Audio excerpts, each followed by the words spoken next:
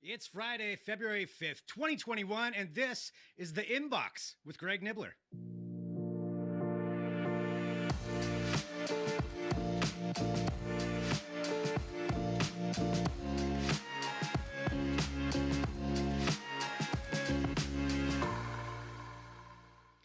Hello, everyone. Thank you for joining us. Yes, indeed. This is The Inbox, the newly named The Inbox with Greg Nibler, part of 2Box Media, TWO Box Media. Follow us wherever you are. And check this out. This is our brand new set. It is absolutely incredible. I feel like I'm at the helm of like some futuristic ship right now, which I guess makes sense since we're talking about tech, but it's amazing. I want to thank everybody for joining us. We're going to talk about this thing a little bit more too going on, but check it out. We got fancy lights, a new graphic, a new logo, a new show name. I mean, it is so much fun, and a fancy table even to go with it. So it is awesome to be doing this. Awesome to be here with you right now. Thanks to everybody who's following us and sharing the show. I've seen a lot of people doing that lately, following us on Instagram and YouTube and Twitter and Facebook and everywhere else. And I will say this, if you'd like a set like this of your own, let us know. We can help you out with that too. But we'll get into that more later on here in the show. The bottom line is though, we are live. I am live right now, wherever you are watching. Thanks. And that means you can comment along with the show. Let us know what your thoughts are on the topics we're going to cover. We're going to keep you up to date with some things that are going on in tech and entertainment and culture, all kinds of stuff that we do here with this. But let's start off with something that's kind of big that's happening this weekend, and that has to do with the Super Bowl. Yes, the Super Bowl is happening this weekend. I'm sure you know that already, but I wanted to talk to you about some of the tech involved, some of the aspects of it, and some things that I think that'll affect how you watch, because let's go to the first thing here. When it comes to technology, to televisions, I think a lot of us are kind of all in the same mindset that when you buy a new TV, you want to get 4K, you want to get HDR, you want to get all the best things you can get with that. However, with the Super Bowl this year, you're not going to get it in 4K. CBS has said they're not going to broadcast in 4K or HDR. They did mention that it has to do somewhat with the pandemic, just in the fact that it takes a lot of people to get that done. They said they're kind of limited on how many people can be on site. There's a lot of reasons that could go into that, but that's what they're saying. So of note, you're not going to get that 4K broadcast either on streaming or on the actual CBS broadcast. So be aware of that, but it's still going to look pretty cool. There's a few things they did announce with it that are going to be unique this year. So 120 cameras, they said they'll be out there kind of covering what's going on. But some features that are unique for this year are some of the camera angles and different shots they're going to get. One of them being the trolley cam. Now, the trolley cam, we've seen it before. That's basically when they string the cable across the field and they can kind of get those different angles with it. But now this thing can go 65 miles an hour. So they're going to be using that to get some pretty unique shots, some pretty cool tech involved with that. They are going to still be filming some things in 4K and 8K. So I'd imagine, you know, help for maybe closer up shots, maybe some more detail. Again, the broadcast isn't in 4K, but the cameras will be getting some good shots, and maybe there'll be some better things that post up afterward.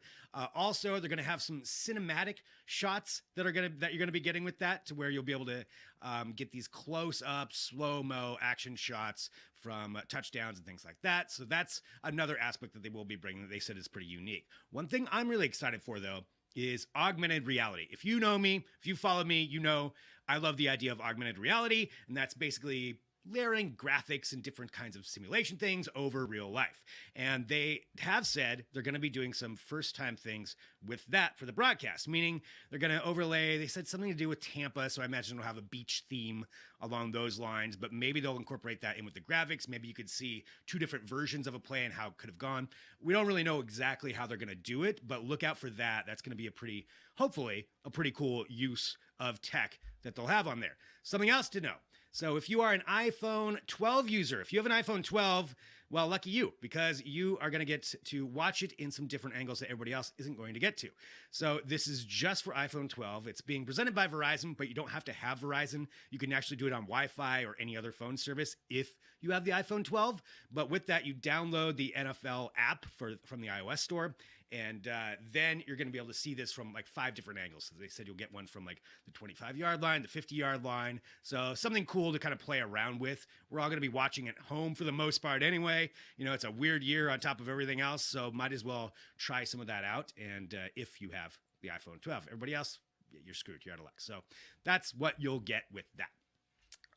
So that's kind of what we're looking at here. Talking about, you know, just where it's going to be, what the tech is going to be like. Again, weird year. Strange year for all of this, but that is how we're going to see it. Now, if you want to stream it, something else that's important to know. So CBS will be broadcasting it. If you have one of the antennas, you can get an antenna for your television. In case you didn't know that, you can get that free broadcast that way. It will be streaming on CBS. CBSSports.com will have it. So they'll have that streaming as well for free. Or you can do it with CBS All Access, or if you have Fubo, YouTube Live TV, Hulu Live TV, all of that. Something to be aware of, though. Just to remind yourself, if you don't like spoilers, if you don't like finding out about something maybe 30 to 40 seconds before it happens, stay off of Twitter if you are streaming the game, because that is how you're going to get something spoiled. Because if it's streaming, it is generally speaking about 30, it depends on the service. They kind of did a survey of this and tested it out from the last couple of years, but anywhere from 30 to 50 seconds delayed from what actually happened. So make sure if you're streaming it, stay off of Twitter or wait until like a minute afterward to post your hot take if you don't want to get it spoiled. If you don't care, well, then that could be what happens. So just be aware of that. The actual broadcast itself, if you're watching it that way with an antenna, it's only about 5 seconds or so, and that's just to be in case of anybody saying something they shouldn't on the air. So that's some words of advice there. Watch out for that delay. All right, continuing on with some other trending topics in technology. Let's go to this. There's not a week that can go by without talking about Elon Musk in some way, shape, or form. And SpaceX, always in the news now, and in the news this time for more launches of Starlink in particular. That's what we're going to talk about here. So they did launch up some more satellites. Once again, they're starting to really ramp this up. There were some that went up a couple days ago. Now we've got some more that are coming up here in another couple of days. So there are a bunch of them that are going to be going up. And with all of these different satellites that are launching, that is all for Starlink to build this constellation of satellite internet. And that is what they're doing. So what they've said is that there's 10,000 users now. So it's all part of a beta program. You still have to pay for it. It's $99 a month, and you still have to pay $499 to get the actual receiver. However, people are apparently really enjoying it if they're willing to pay for it, and you can get in. I applied to get in, but they're only picking random people. And it's only in the northern United States and Canada, because that's kind of where the constellation's at its best, at its peak right now. But if you do have it, you're getting speeds of, they said 100 megabits down, 20 up, which is not bad. I mean, it's certainly not gig speeds that they think that they're going to be able to get up to. But to start off, that's not that terrible, considering you can get it basically anywhere. And that's the whole goal of this, is to provide satellite internet, broadband access internet wherever you are. And that's something that a lot of people don't have. And that's a key thing for people out there to get access to the internet. So taking a look at that, with it, is that something that you would be willing to pay for? The $499 up front, that's pretty steep. And whether that price is going to drop later on, hard to say. $99 a month, that's not that much more than a lot of people pay. So not too bad there. So right now, they're approved for 11,943 satellites, and that could go up to 35,000 or so by the time they're done with this. That's a lot of satellites up there to provide this broadband access internet. They're going to keep on going with it, though. They're leading. There's other companies that are not too far behind. Jeff Bezos and Amazon trying to get into that. By the way, he stepped down as CEO. Doesn't mean he's going anywhere. So there's other companies that are going to be trying to compete with this, but Starlink continuing to launch those satellites. Now, let's talk about people launching. And SpaceX is scheduled to have another launch for a crewed mission coming up in probably April, but later on this year, it's going to be the first ever all-civilian crew going to the International Space Station. And the launch is going to be called Inspiration 4. And there's a way you may be able to ride on this. But let me explain this. So first off, all 4 seats, there are 4 seats in the Crew Dragon capsule. All 4 have already been purchased. You can't buy one, although if you can buy one, you can afford one. Talk to us after the show. Maybe we can find out a way to work together. But even if you can't buy one on this one because they're already purchased. And they're purchased by a billionaire, of course, because that's who can afford this. The billionaire, who's the founder and CEO of a company called Shift4. So his name's Jared Isaacman. And Shift4 is a company that handles a whole bunch of e-commerce payments. So basically all the back-end stuff that makes the internet economy work. So that's how he's made his billions. Probably a pretty smart guy. Got in this in the beginning. So Shift4, that's how they do this. But the other 3 tickets, here's how it's going to work. He's not just giving them to other billionaires or supermodels or like the Japanese billionaire trying to have a game show, a reality show where he gets a girl to be trapped in with him in in a capsule for 10 days. No, instead what he's going to be doing is this. He's working with St. Jude's charity. And part of what it is one of the tickets is already selected. It's a female healthcare worker from St. Jude's Children's Research Hospital is going to be an ambassador. We don't know this person's name, but she's already been selected and approved. So that's one thing that's going to happen. The other part, though, this is where you come in, where you could get to go on this. One of the tickets will go to a Shift 4 customer. So they launched something called Shift 4 Shop, which is basically an online store for businesses. And if you do that within February, if you sign up for service, you're entered in for a chance to win a ticket on this. And then there's the final ticket. And this is another way to do it, where there's going to be a charity auction for St. Jude's. The goal is to raise $200 million for St. Jude's charity. Isaacman said that half of that's probably going to come from him. So 100 million from him, 100 million from the charity. And one person who's donating in that is going to get to go on this trip to the International Space Station. They're going to announce how it's going to work and a little bit more details actually during the Super Bowl. There's going to be a commercial for it. So look out for that. Look out for that coming from Shift 4 in conjunction with SpaceX and St. Jude's Hospital. Pretty cool. Honestly, if you're going to be a billionaire who's wants to go to the moon, you might as well do something like this. That's honestly a pretty cool thing that he is doing. So it's a chance to go. I want to win it. I really, really want to win it. Of course, I want to help the kids as well. I'm glad the kids are getting help. I want to help the kids by going to space somehow. But regardless, that is what's happening with that. So you'll find out more about that during the Super Bowl and see how you can win your trip to the moon. All right, a couple more things here for you for this Friday. Let's talk about Pixel phones, Pixel phone users. Now, we know that a lot of wearables, a lot of phones, health is a big focus, medical tech, different health tech, different ways you can monitor your health. And that's what Pixel is going to be doing. So if you're a Pixel user, you're going to have an update that's going to be rolling out here shortly that will allow your camera to monitor your heart and respiratory rate. So here is how it works. Google has said that this feature will be an update for you, and it's going to be using the camera. Now for your respiratory rate, there's what it'll do is essentially you'll hold your camera up to you. It'll take a look at your chest, your head, and it'll just count how many breaths you're taking. That's not super advanced tech, but still a cool way to do that. And what you do is you basically take readings every so often and then compare them.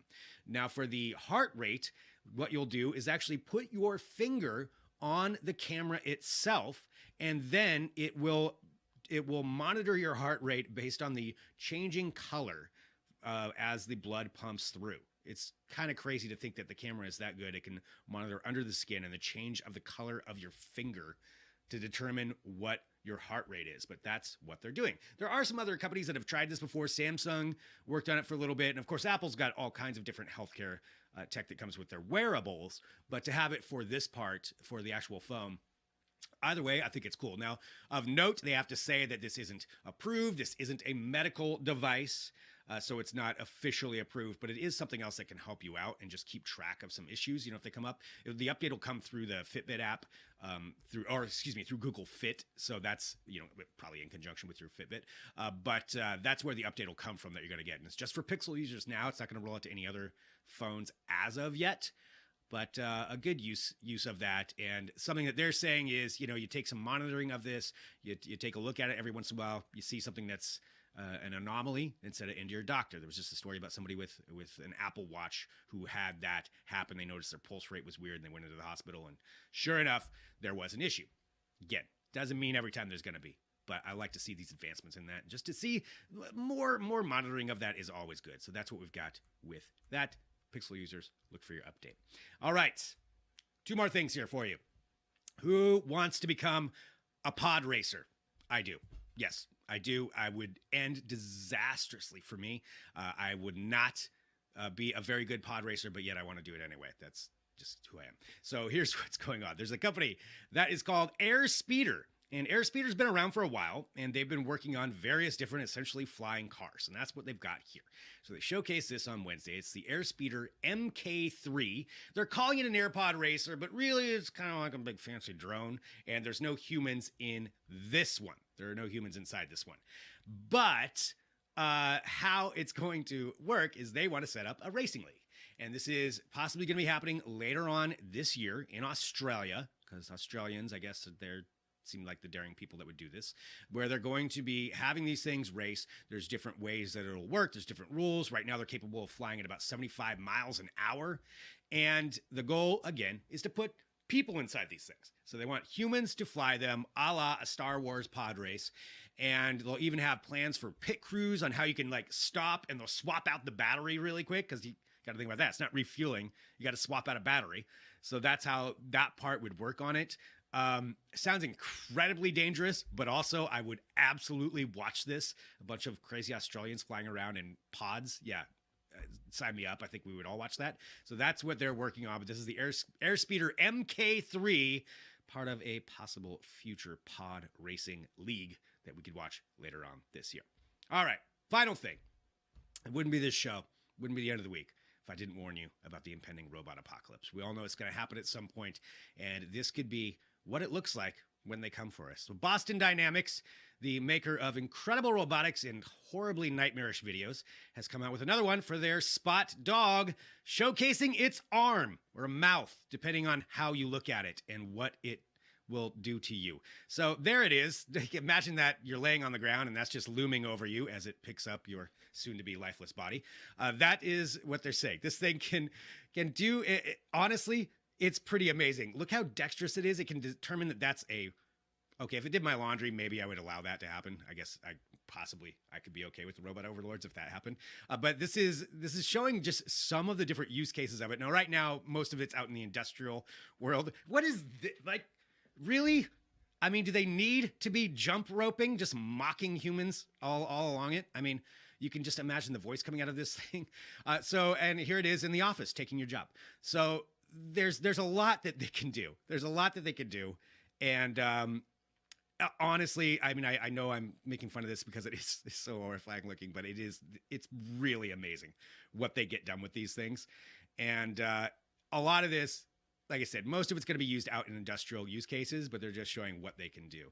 Oh, jeez. I imagine it's just flipping a switch, and that's going to execute a lot of us. Anyway, so the software for it is called Scout. And that's part of the thing where you can remotely use these things. They're also, if you do want one, they are $74,500. You can pick yourself up a Spot Dynamic robot and maybe endear yourself to it before they all turn on us. So that is what we have from Boston Dynamics. And there we go. So that's what we do here with this show. We keep you up to date on some different tech things. We talk about entertainment, culture, different things to know about as you go throughout the week. And we're live every Monday and Friday. But again, I want to thank you for joining us. 2Box Media, TWO Box Media. That's how you can follow us. And I'm so excited for this rebrand. You know, we were 2Box Live. Just to clarify, now it is The Inbox with Greg Nibler with this amazing set. And shout out to the set designer, the world-renowned Mikey Solis, who designed this set. It's awesome. And he works for a company, 2Box Media. That's the company that he works for. So if you would like him to design a set for you, get a hold of 2Box Media, TWO Box Media. I bet we can make that happen. Or anything else that you want to do. We're broadcasting live, and that's one of the really, really cool things that we're able to do, but we can do that for you as well. So whatever it is, I mean, if your company has any need for that, please get a hold of us. There's a lot of things that we can do, and we're really excited about both this show and the services we can provide, and most of all, you, for watching, for sharing the show, for being a part of this. We appreciate it greatly. I appreciate it greatly. We'll be back on Monday at 10 a.m. Pacific with another episode to talk about all kinds of things, whatever's going on in the world of tech, and get you ready for the week ahead. My prediction for the Super Bowl, Kansas City's going to win. So you can say, that was amazing, Greg. You were right on Monday, or call me the opposite, whatever you want to do. Regardless, thank you. I'm Greg Nibler. On behalf of myself, Mikey Solis, Jess Serba, thanks for watching. We'll be back on Monday with another episode of The Inbox.